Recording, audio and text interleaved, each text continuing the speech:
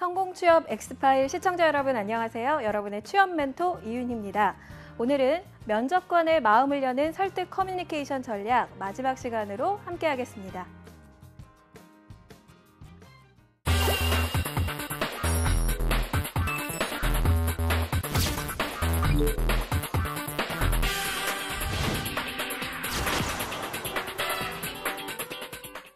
네, 여러분 지난 시간에 우리 설득의 세 가지 요소 중에서 감성적인 파토스 요소에 대해서 알아봤습니다.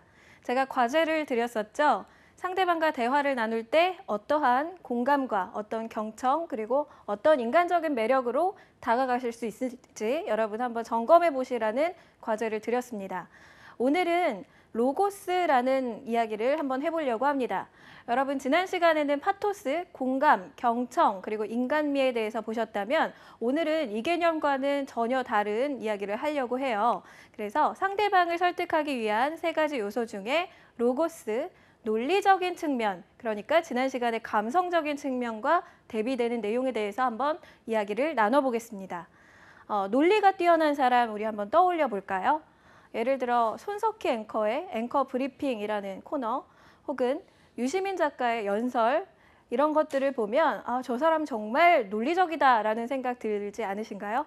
저는 그런데요. 여러분들 이렇게 논리적으로 본인이 원하는 이야기를 주어진 시간 안에 해낼 수 있는 그런 측면도 면접장에서 반드시 필요한 요소 중에 하나입니다. 그래서 상대방의 마음을 열기 위해서 세 가지 요소 중에서 얼마나 논리적으로 접근하느냐도 아주 중요한 요소다라고 말씀드릴 수 있을 것 같아요. 오늘은 그래서 로고스의 개념에 대해서 조금 더 집중적으로 한번 알아보겠습니다. 자, 논리적인 설득을 위해서 세부적인 요소들 네 가지를 소개합니다. 먼저 설득, 주장과 논거, 그리고 확언에 대해서 여러분들이 반드시 개념을 짚고 가셔야 될 것 같고요. 두 번째는 주어진 시간을 잘 활용해서 얼마나 핵심을 잘 전달하는지 이런 내용입니다. 세 번째는 꼬리표 기법이라고 해서요. 이야기가 많고 장황해질 때 꼬리표 기법을 통해서 여러분의 이야기를 카테고리화할 수 있는데요. 그런 기법에 대해서 알려드릴 거고요. 마지막으로 우리가 프레젠테이션 면접이나 아니면 3분 스피치 혹은 자기소개 스피치에서 그 내용을 어떻게 구성할 것인가 세 가지 OBC 기법이라는 게 있습니다. 3단 구성인데요. 그 각 부분에서 얼마나 그 역할을 잘해주고 있는지가 전체 내용을 좌우합니다. 그래서 OBC 기법까지 네 가지를 한번 살펴보도록 하겠습니다. 자, 먼저 설득과 논거, 확언이라는 것들에 대해서 한번 점검해 보도록 하겠습니다. 자, 어떤 사람이 이런 얘기를 해요. 자, 한국직업방송 성공취업 엑스파일에서 취업 관련 정보를 얻을 수 있어 라고 이야기합니다. 자, 두 번째예요. 한국직업방송 성공취업 엑스파일 꼭 봐야 돼. 자, 두 가지 이야기가 비슷한 듯 하지만 조금 차이가 있는데요. 자, A와 같은 경우에는 상대방을 설득한다기보다는 정보를 전달하는 커뮤니케이션이다라고 보실 수 있습니다. 있는 사실 그대로를 이야기한 거죠. 그래서 취업과 관련된 프로그램들이 많다라는 설명을 한 겁니다. 자, 두 번째입니다. 자, 엑스파일 꼭 봐야 돼. 라고 뭔가 상대방에게 어떤 내용을 주장합니다. 이게 바로 주장, 설득에서 필요한 부분인데요. 자, 주장을 하기 위해서는 논거가 뒷받침돼야 되겠죠? 그러면 왜 봐야 되는데? 라고 물어보실 거예요. 자, 그럴 때 그냥 볼만해 이렇게 이야기를 한다면 그 상대방이 그냥 쉽게 이야기를 지나쳐 버릴 수 있을 겁니다. 그런데 그때 탄탄한 논거를 뒷받침해서 그 주장을 조금 더 힘을 실어줄 수 있는데요. 이게 또 면접장에서 굉장히 필요한 요소겠죠. 자, 논거의 조건은요. 주장의 범위 안에서 근거를 제시할 수 있어야 됩니다. 자, 성공취업 엑스파일 꼭 봐야 돼 라고 이야기를 했으면 그 봐야 되는 이유에 대해서 그 범위 안에서 어떤 근거를 제시해야 됩니다. 갑자기 다른 이야기를 꺼내시면 안 되겠죠. 자, 두 번째입니다. 객관적인 사실적인 내용이어야 한다는 겁니다. 자, 그 성공 파일, 엑스 파일을 보면 그 각 분야별로 전문 컨설턴트들이 나와서 강의를 진행하는데 너에게 필요한 과목에 따라서 너가 앞서서 시청을 하면서 면접 전략이라든가 취업 전략이라든가 이런 것들을 좀 습득할 수 있다라는 어떤 사실에 근거해서 이야기를 하셔야 되겠고요. 그리고 일반적이고 대표성을 가질 수 있어야 됩니다. 자, 우리가 누구나 들어도 설득이 가능한 일반적인 내용이어야 되겠죠. 자, 취업에서 필요한 입사 지원서 작성이라든가 면접 혹은 Q&A 전략 혹은 여러 가지 면접 종류에 대해서도 알아볼 수 있고 직무에 대해서도 알아볼 수 있는 여러 가지 그 직업 방송을 봐야 되는 그 상대방에게 일반적으로 도움이 되는 논거여야 된다는 겁니다. 그래서 여러분의 논거를 한번 살펴보시면 될 거고요. 이때에는 꼭 왜 봐야 되는데 라는 게 들어가야 되고요. 어떤 면에서 봐야 되는지 혹은 언제 그랬는지 과거에 대한 근거 이런 것들이 뒷받침돼야 설득을 할 수 있습니다. 자, 한번 생각해 보시면요. 여러분들 면접장 가서 참 이런 얘기 많이 하실 거예요. 저는 성실한 사람입니다. 혹은 저는 글로벌한 인재가 될 수 있습니다. 혹은 저는 주변 사람들과 잘 어울릴 수 있는 친화력이 있는 사람입니다. 이런 이야기들 자기소개서에도 많이 쓰실 거고요. 면접에서도 많이 언급하실 거예요. 자, 이게 내 입장에서 보면 사실이죠. 나는 그런 사람이니까요. 그런데 듣는 사람 입장에서는 어때요? 듣는 사람 입장에서는 그냥 주장에 불과합니다. 왜냐하면 근거를 모르니까요. 그래서 면접관들은 그 이야기를 들으면 그 상대방의 주장이라고 생각하기 때문에 뭐가 뒷받침돼야 될까요? 바로 논거가 뒷받침돼야 된다는 겁니다.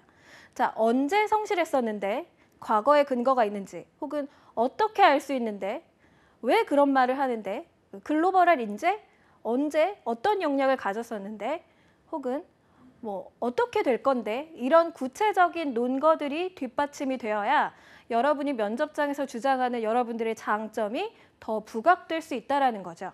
그래서 여러분들이 설득을 하실 때 주장을 펼치신다면 그에 대한 논거를 반드시 제시하시느냐 이 부분을 조금 더 꼼꼼하게 살펴보셔야 되겠습니다. 자, 그 다음에 확언이라는 게 있는데요. 확언은 내가 확신을 스스로 가질 수 있는 말이에요. 자, 저는 좀 자신감이 많은 학생인데요. 이렇게 작은 목소리로 이야기합니다. 그럴 때 자신감이 있어 보일까요? 그렇지 않죠? 당당한 목소리로 확신에 차서 이야기를 할 때 상대방은 그 이야기를 듣기 시작합니다.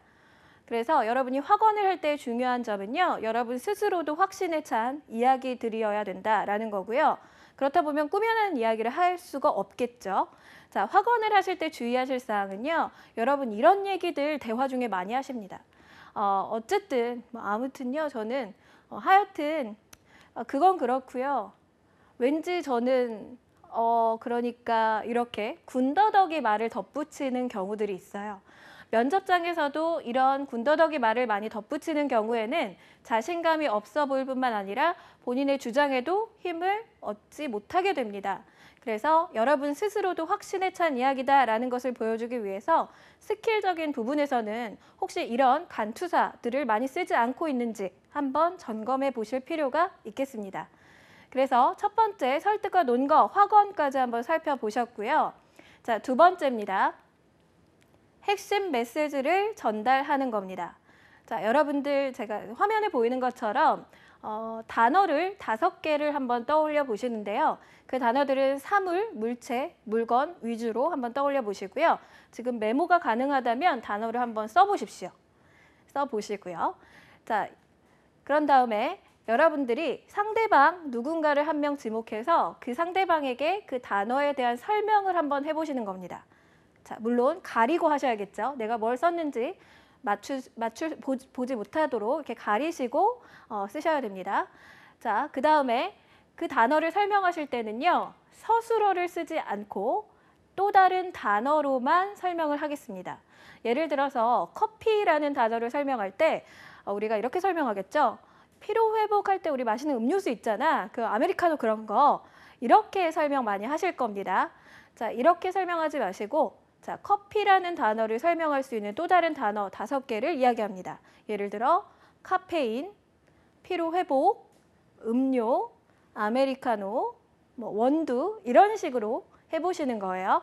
그래서 상대방을 설정해 놓고 그 상대방에게 단어를 설명했을 때 그 상대방이 그 단어를 얼마나 잘 맞히는지 한번 실험해 보시면 좋겠습니다. 여러분이 5개의 단어 중에서 몇 개의 단어를 잘 설명하고 그 사람이 잘 맞췄는지 한번 체크해 보시는 건데요. 제가 한라봉이라는 단어를 설명하는 어떤 사람을 봤어요. 자, 한라봉이라는 단어를 설명하기 위해서는 꼭 말해야 되는 핵심 단어가 뭘까요? 네, 제주도라는 거겠죠? 자, 그 다음으로 나와야 되는 단어는 뭘까요? 자, 어떤 친구는 귤 이렇게도 얘기하고요. 어떤 친구는 신맛 뭐 이렇게도 이야기합니다. 그보다 더 중요한 단어가 있습니다. 제주도라는 단어가 나왔다면 과일이라는 단어가 나와야 되겠죠. 그래서 이미 제주도, 과일 이렇게 두 단어만 말했을 때도 한라봉을 떠올릴 수가 있게 됩니다. 자, 이제는 나머지 3번의 기회 동안에 천혜향과 구분만 하시면 됩니다. 그래서 그 2가지 단어를 먼저 말함과 동시에 여러분들은 생각의 폭을 좁혀서 상위 카테고리부터 말했기 때문에 상대방이 더 쉽게 이해할 수 있게 만듭니다. 자, 간단한 이 실험을 해보시면서 여러분이 짧은 시간 동안에 그 개념에 대해서 얼마나 본질적으로 꿰뚫어서 설명하는지 체크 한번 해보세요. 예를 들어서 시간이 얼마나 걸리는지 한 단어를 설명하는데 얼마나 내가 어휘력이 풍부한지도 체크해 보실 수 있고요. 상대방이 자, 한라봉이라는 단어에서 과일이 빠지면 뭐가 되죠? 자, 제주도만 나왔을 때는 제가 도라르방까지 나오는 거 본 적 있거든요. 그래서 과일이 빠지게 되면 그렇게 좀 산으로 가는 설명이 될 수 있고요. 자, 마찬가지로 과일로 시작을 했는데 제주라는 말을 빠뜨리고 뭐 신맛 뭐 이런 식으로 계속 갔더니 어떤 친구는 귤 이렇게 혹은 오렌지 이렇게 대답하는 친구들도 있었습니다. 그만큼 핵심 메시지가 중요하고요. 주어진 시간을 활용할 수 있는 아주 좋은 전략이라고 보실 수 있는데요. 여러분들이 이렇게 핵심 메시지를 전달하는 과정에서 상대방이 첫 번째 잘 이해할 수 있는 단어로 설명하는지 고려해 보시고요. 2번째, 그 단어를 설명하는 본질적인 단어가 맞는지, 핵심이 맞는지 다시 한번 체크해 보시면서 한번 이 실험을 해보시기 바랍니다. 자, 3번째입니다. 꼬리표 기법이라는 건데요. 자, 우리가 옷을 보면 옷 뒤쪽에 라벨 붙어 있다라고 이야기하죠. 꼬리표 이렇게 붙어 있으면서 그 옷의 사이즈도 적혀 있고요. 그리고 제조국도 적혀 있고요. 여러 가지 정보들이 적혀 있습니다. 이렇게 꼬리표가 달린 것처럼 우리의 말에도 꼬리표를 달아주시면 상대방이 훨씬 더 이해하기가 쉽습니다. 예를 들어서 이런 거예요. 자, 어떤 장황한 본인의 장점에 대해서 설명하기 전에 자, 저는 지금부터 저에 대한 장점에 대해서 말씀드리겠습니다. 이렇게 뭔가 꼬리표를 덧붙이면 듣는 사람은 장점에 대해서 이야기하겠구나라는 기대를 하면서 듣게 됩니다. 그래서 여러분들이 한번 정리해 줄 수 있는 말인 거죠. 가장 간단하게는 그렇게 진행을 하고요. 또 예를 들면 자, 저에 대해서 과거와 현재, 미래에 대해서 이야기해 보겠습니다. 자, 이런 꼬리표를 시작하고 이야기를 한다면 여러분들이 과거에 대해서 이야기한 다음에 이제 현재 얘기가 나오겠구나. 혹은 이제 미래 얘기가 나오겠네. 듣는 사람은 그 내용들을 가늠하면서 카테고리화하면서 듣게 됩니다. 그래서 여러분이 과거와 현재까지 이야기했다면 미래에 대해서 남았구나라는 생각을 하면서 그 이야기에 더 집중할 수도 있게 만들죠. 자, PT를 하실 때는 어떠세요? 자, 지금부터 주요한 논의사항에 대해서 3가지로 나누어 말씀드리겠습니다. 이런 꼬리표를 하신다면 첫 번째, 2번째, 3번째까지 여러분의 논의할 내용들에 대해서 정리하실 수 있을 거고요. 자, 질문해 주신 내용의 답변과 추가적으로 개인적인 의견에 대해서 말씀드리겠습니다. 한다면 상대방이 던진 질문에 대해서 답변을 하고 나서 그 상대방에게 그 다음에 제 의견 덧붙일게요 라는 암묵적인 동의를 이끌어내기 때문에 상대방도 그의 동의를 한 게 돼서 조금 더 본인의 이야기를 여유 있게 마무리할 수도 있습니다. 그래서 여러분들이 프레젠테이션 면접을 한다던가 길게 스피치를 해야 되는 상황이 나타난다면 여러분 반드시 꼬리표 기법을 활용해서 여러분이 하고자 하는 이야기들에 꼬리표를 붙여주시기 바랍니다. 그러면 여러분도 여유 있게 이야기하실 수 있을 거고요. 그리고 내용도 훨씬 더 정리되어서 들리실 수 있을 겁니다. 자, 저는 설득의 3가지 요소 중에서 지금 어떤 얘기를 하고 있죠? 자, 에토스, 파토스, 그리고 오늘은 마지막 로고스에 대해서 이야기하고 있습니다. 제가 계속적으로 이 얘기를 반복하는 이유는 언제 제 강의를 들어도 여러분들이 이 요소 중에서 지금 이 부분을 하고 있구나라는 것들을 좀 체계화하실 수 있도록 하기 위함도 있거든요. 그래서 여러분들이 모든 상황에서 한번 이 기법을 활용해 보시면 더 카테고리를 명확하게 할 수 있는 스피치를 시연하실 수가 있을 겁니다. 자, 마지막으로 여러분 OBC 3단 구성 말하기에 대해서 이야기를 드리겠습니다. 자, 우리가 프레젠테이션을 구성할 때 혹은 어떤 긴 스피치를 해야 될 때 30초의 스피치든 1분의 스피치든 혹은 3분, 1박 2일 내내 이야기를 해야 되든 그 시간과 상관없이요. 그 시간을 어떻게 구성하느냐에 따라서 여러분의 이야기가 탄탄해지고 그렇지 않아지고 결정이 됩니다. 자, 여러분이 주어진 시간을 어떻게 구성하는지 한번 고려해 보시면 되겠는데요. 보통 OBC 기법이라고 해서 자, 오프닝에 해당되는 서론, 그리고 바디 혹은 포인트라고도 하는데요. 그 부분에 해당하는 본론, 그리고 클로징에 해당하는 결론, 이렇게 세 가지 부분으로 나누어서 여러분이 이야기를 구성하시면 좀 더 명확하게 이야기를 하실 수 있습니다. 자, 서론, 본론, 결론, 글짓기에서도 많이 보셨던 표현일 거예요. 그래서 말을 하는 데 있어서도 커뮤니케이션을 하는 데 있어서도 이런 구성들이 굉장히 영향을 미칩니다. 자, 서론, 본론, 결론 중에서 어느 부분이 가장 재미있어야 할까요? 생각해 보세요. 자, 다 재밌으면 참 좋겠죠. 이 세 가지 중에서 가장 흥미를 이끌어야 하는 부분은 바로 도입 부분, 서론에 해당됩니다. 그래서 서론 부분, 오프닝에서 여러분들이 상대방에게 흥미와 재미를 줄 수 있어야 하는데요. 그 부분은 여러분 재미라고 해서 개인기라든가 유머 이런 시도를 하는 분들도 가끔 봤습니다. 그렇지만 그런 부분이 아니라 내가 뒤에서 할 내용에 대한 어떤 흥미를 이끌어주는 부분이 바로 오프닝, 서론에 해당되는데요.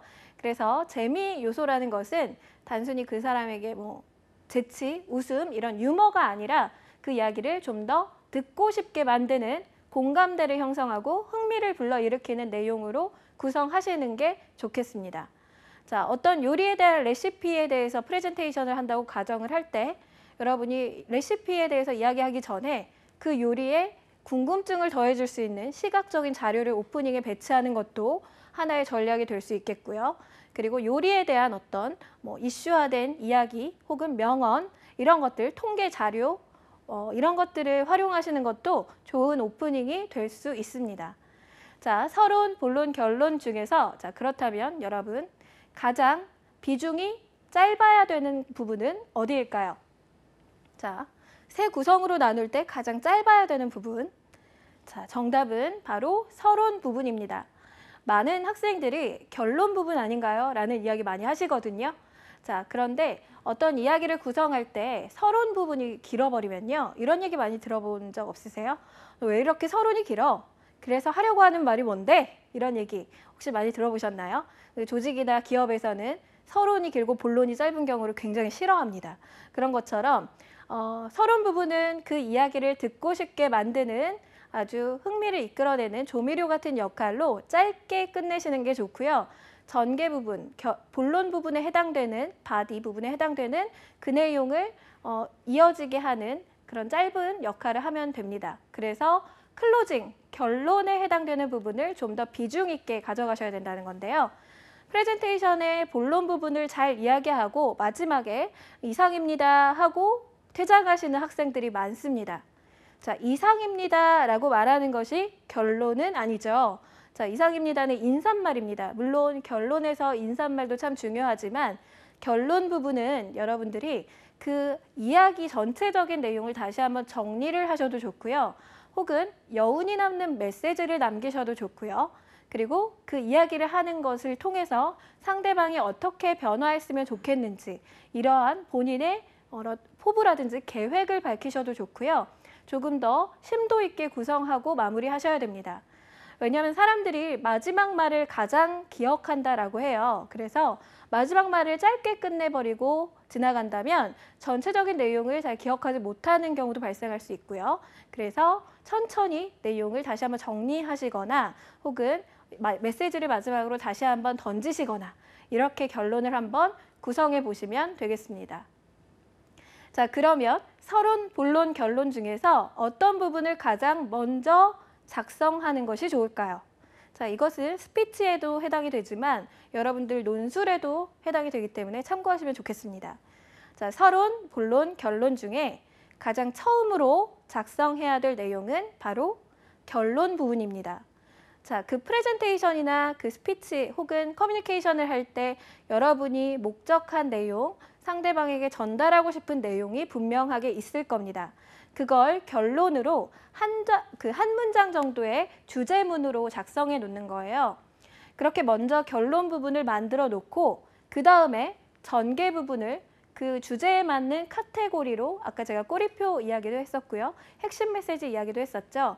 자, 그런 부분들, 스킬들을 활용해서 전개 부분, 그 바디 부분을 표현하신다면 자, 그 마지막으로 이제 도입 부분의 재미 요소를 생각하시면 되겠습니다.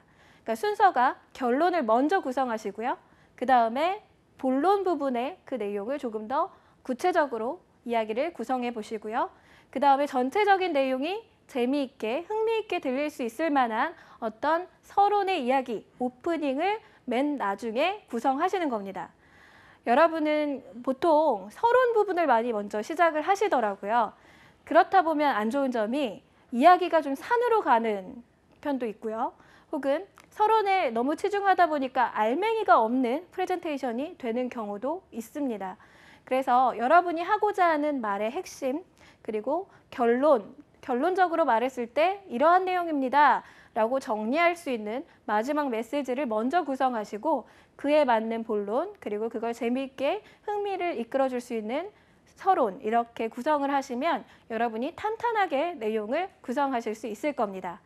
그래서 여러분이 OBC 3단 구성 말하기를 여러 상황에서 한번 적용해 보세요. 자, 그런데 제가 퀴즈 하나 드리겠습니다. 여러분 혹시 그 면접관들이 질문을 던질 때 OBC 기법으로 말하면 어떨까요? 자, 여러분의 장점에 대해서 말씀해 보실까요? 라는 질문을 던졌습니다. 자, 그럴 때에는 여러분 서론부터 시작하시면 큰일 날 수 있습니다. 네, 상황에 따라서 OBC 기법을 구사해야 되는 경우도 있고 그리고 그렇지 않아야 되는 경우들도 있는데요. 자, 장점에 대해서 말씀해 보세요 라고 한다면 뭐부터 말해야 될까요? 장점부터 말씀하셔야 되겠죠. 결국 결론에 대해서 말씀하시고 그 결론을 조금 더 구체적으로 설명하는 본론 부분을 뒷받침하시는 두 가지식으로 말씀을 하셔야 됩니다. 자, 그러면 어떤 부분을 날린 거죠? 세 단계 중에서 서론 부분을 날리고 결론부터 말하고 본론으로 뒷받침하고 이렇게 구성을 한 거죠. 그래서 질의응답을 할 때에는 이 OBC 기법이 장황하게 보일 수도 있습니다. 그래서 여러분의 상황에 따라서 뭐부터 말해야 되는지를 고려해 주시고요. 그 다음에 시간이 짧을수록 여러분 어떤 부분을 먼저요? 우리가 먼저 작성했던 결론 부분을 먼저 구성한 것처럼 먼저 결론을 말씀하시고 그에 대한 구체적인 본론을 말씀하신 뒤에 시간이 조금 더 허락하면 그때 처음에 서론을 덧붙이는 이러한 방식으로 접근해 보시면 되겠습니다. 그래서 상황에 따라서 OBC를 활용해 보시면 좋을 것 같아요. 네, 정리해 볼까요? 오늘 그 설득의 세 가지 요소 기억나시나요? 에토스, 파토스, 로고스 중에서 이 로고스, 논리와 논거에 대한 이야기를 나눴습니다. 그래서 내가 하고자 하는 말이 곧 주장이 되기 때문에 면접 상황에서는 나에 대한 주장, 그러면 그 주장을 뒷받침할 수 있는 논거를 다시 한번 명확하게 제시해야 된다라고 이야기했고요. 그리고 그 주장은 반드시 확신에 가득 찬 확언이어야 된다라고 이야기했습니다. 자, 두 번째, 핵심 메시지 생각나시죠? 주어진 시간을 잘 활용하기 위해서는 여러분들이 그 핵심 메시지 중에서 어떤 것이 상위 카테고리인지 명확하게 생각해 보시고요. 꼭 필요한 말부터 해야 된다라는 것을 다시 한번 상기해 주시기 바랍니다. 자, 여러분들 그 단어를 시험해 보는 것을 하루에 한 번씩 만나는 사람마다 이렇게 해보면서 여러분의 어휘력도 좀 키워보시고요. 여러분들이 얼마나 상대에게 이해하기 쉽게 설명하고 그리고 핵심을 말하는지 다시 한번 체크해 보시면 되겠습니다. 자, 세 번째는 꼬리표 기법인데요. 자, 기억나시죠? 옷에 붙은 꼬리표처럼 내 말에도 꼬리표를 달아서 내가 앞으로 어떤 이야기를 할 건지 다시 한번 명확하게 카테고리를 하고 시작해라 라고 말씀드렸습니다. 그 카테고리를 통해서 내가 이야기하고 싶은 내용을 명확하게 상대가 이야기할 수 있게 체계적으로 정리를 할 수도 있고요. 내가 이만큼의 이야기를 할 거다라는 일종의 약속을 할 수도 있다라고 말씀드렸습니다. 자, 마지막으로 OBC 기법, 프레젠테이션 상황이나 긴 스피치에서 여러분들이 서론, 본론, 결론, 오프닝, 바디, 클로징 이렇게 전체적인 내용을 다시 한번 구성해서 각 부분에서 해야 될 역할들을 반드시 해주시는 것 다시 한번 기억하시기 바랍니다. 자, 4가지의 로고스 요소 여러분들 다시 한번 생각해 보시고요. 이 밖에도 논리적인 부분을 보여줄 수 있는 역할은 굉장히 다양한 요소들이 있습니다. 가장 좋은 거는요. 내가 봤을 때 정말 저 사람은 논리적인 사람이야 라고 하는 그 사람의 스피치나 그 사람의 프레젠테이션 혹은 그 사람의 연설 이런 것들을 모니터링 해보시는 것도 좋습니다. 저 같은 경우에는 논리적이다라고 느껴지는 그런 방송이나 혹은 프레젠테이션을 볼 때 그 부분의 텍스트를 따로 메모에 적어놓고 그걸 다시 한번 분석해 보기도 했었거든요. 그래서 이 연사는 이렇게 이야기할 수 있는 것도 오프닝에서 아주 참신하게 굉장히 어색하지 않게 흥미를 이끌어내는 오프닝을 했구나 이런 것도 깨달을 수 있었고요.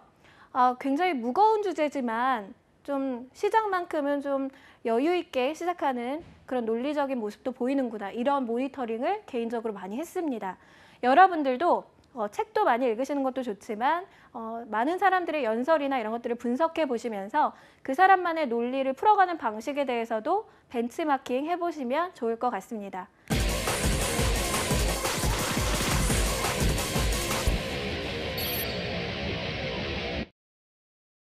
네, 면접관의 마음을 여는 설득 커뮤니케이션 전략 4번의 강의 동안에 여러분들께 꼼꼼하게 이야기를 좀 전해드렸는데요. 자, 설득하기 참 어렵죠. 네, 쉽지 않습니다. 여러분들이 면접관을 설득하는 건 더더욱 어려우실 것 같아요. 그렇지만 여러분의 일상 속에서 아주 작은 설득부터 시작해 보시고요. 혹은 여러분들과 관계가 좀 좋지 않거나 여러분이 설득하기 어려운 상대가 주변에 있다면 과감하게 이러한 전략들을 시도해 보시면서 설득을 직접 해보시는 것이 아주 도움이 될 거라는 생각이 듭니다. 자, 취업 준비하시느라고 너무 고생 많으시죠? 여러분의 앞으로의 미래를 응원하면서 더 도움이 되는 강의를 가지고 여러분 찾아뵙겠습니다. 감사합니다.